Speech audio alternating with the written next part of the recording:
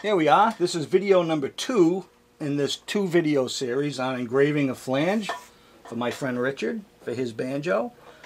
And I've already engraved the main design, which was in video 1. I've still got the pattern in there, the transferred wax, so I can still see my detail lines, and that's what I'm going to engrave right now, is those detail lines. That brings out the life of the elements. This is a little smaller tool, so it takes a little more time to wiggle through. A little less pressure on this tool because I don't want to go too deep, because then you can't, it won't move, the tool won't move through the work. So I got to go a little bit gentler. But there's still a fair amount of hand pressure involved.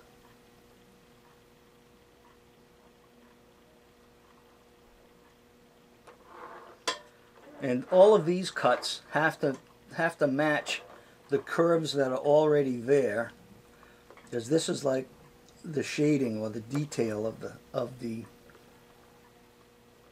leaves, the acanthus leaves in this particular design. So I have to be conscious of what I've already cut, so that these curves can enhance the detail of the design.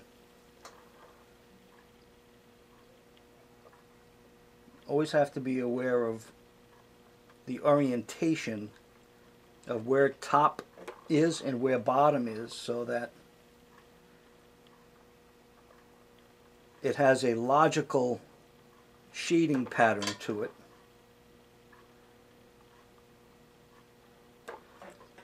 You know, the top being where the light is coming from, the bottom where it's rolling under where the shade is. It rolls into the shade, so. And it's not a literal representation of it. This is an artistic representation of shading.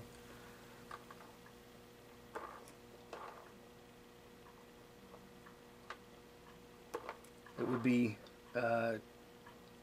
difficult to try to get a realistic looking acanthus leaf so that it actually looked real. This looks good. It's an artistic representation of the acanthus leaf. Almost slipped on that one. But that's part of the hand engraving process. Is sometimes you slip. And usually you slip because the tool is getting a little bit dull.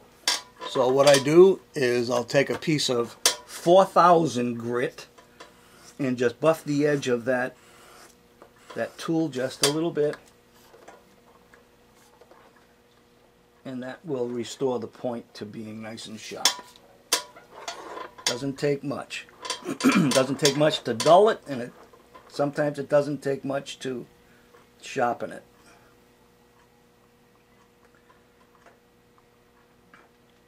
And like I said, cutting curves is one of the most difficult forms of hand engraving. So you have to be a little bit cautious. You have to keep an eye on where you're going and where you're starting, and everything in the middle. You're always looking to the other cuts that are there. I use those like railroad tracks, and then I try to stay straight within those tracks, but a little bit of a flare in there to make it a little more interesting to look at.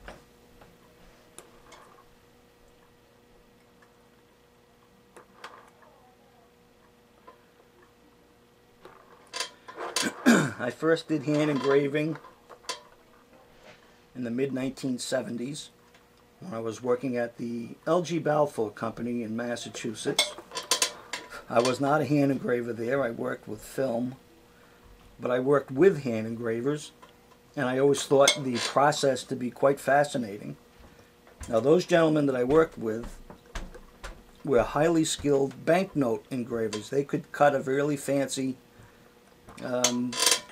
banknote if they wanted to, money.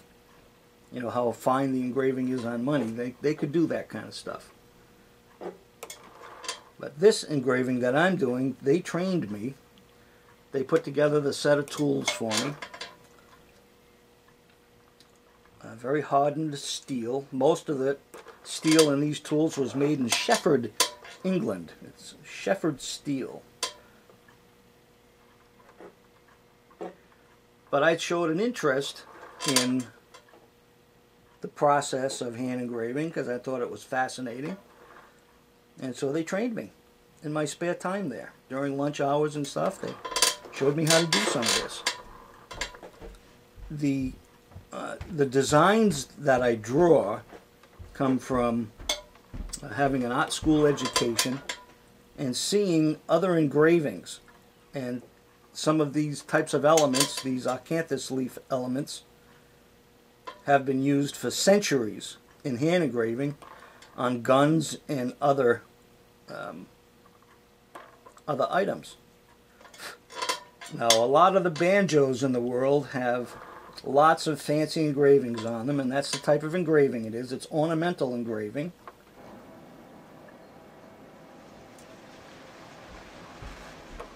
And I like it. I like doing it, but I have to be very settled. I can't drink caffeine the day that I'm doing this, or on those days that I'm doing this. So I've switched myself, or actually off of caffeine. I drink very little caffeine at all anyway, because it tends to give me the flutters if I drink too much of it. So now let's see. It looks like I'm almost done with this one. Just a couple of more spots and it's finished.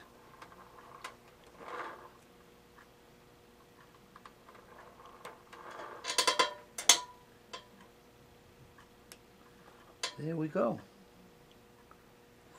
That is complete. All I gotta do is just wipe off the wax, give it a little buff, and there you have it. One more engraved piece. And this is my little block to hold it in place. It's just a wooden block with a thumb screw and a couple of guides. And you put the flange in there, and it's like a vise. That way I have something to hold on to. And there you go. That's hand engraving a flange.